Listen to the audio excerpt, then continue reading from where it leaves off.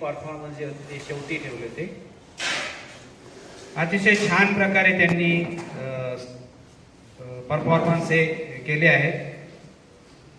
देशभक्तीपर आपलं हे मेरे वतन के लोगो 1962 साली जे चीनचं युद्ध झालं आणि त्यावेळेस आपले बरेचसे सैनिकांनी प्राण गमावले आणि त्यांचं रक्त सांडल्यानंतर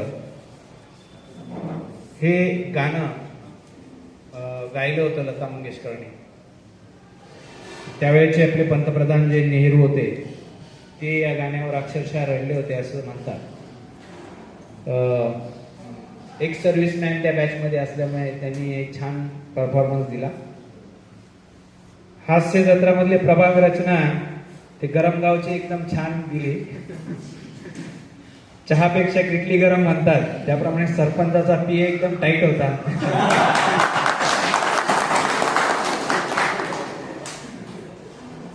तंबाखू चोळणारा कोतवाल प्रत्यक्षात तो कधीच खात नव्हता पण ऍक्टिंग छान केलेली आहे तिथे. पथनाट्यामध्ये छान होतं की एका मताचं महत्व त्यांनी आपल्याला पटवून दिलं की जर आपण योग्य उमेदवाराला मत दिलं नाही तर एका मताने आपल्याला किती फरक पडू शकतो, आपला जो विकास आहे तो कसा खुंटू शकतो हे चांगलं दाखवण्याचा प्रयत्न केला.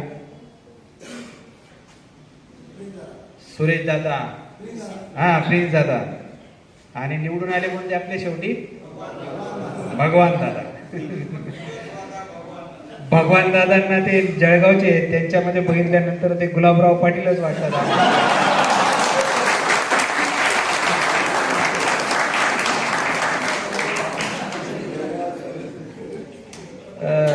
आणि सगळ्यात महत्वाचं म्हणजे आपले जे सांस्कृतिक नृत्य आहे ते अतिशय छान प्रकारे कोरिओग्राफ केलेलं होतं.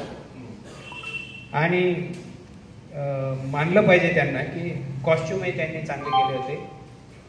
आपल्या महाराष्ट्राचं जे दैवत आहे छत्रपती शिवाजी महाराज त्यांच्यावर अतिशय चांगल्या प्रकारे नृत्य या गटाने सादर केलं. अतिशय मनापासून त्यांनी प्रॅक्टिस केलेली होती. जिजाऊ ताईंना आमचा नमस्कार.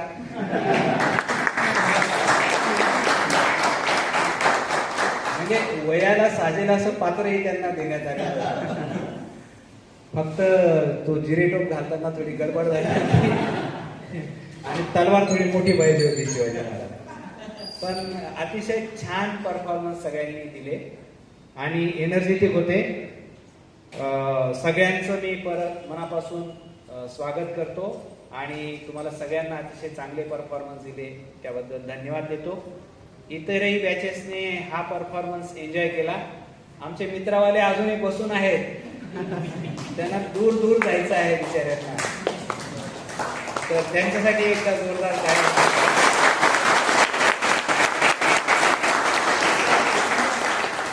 आणि तुम्हाला सगळ्यांना एका धमाल गाण्यावर जर काही डान्स करायचा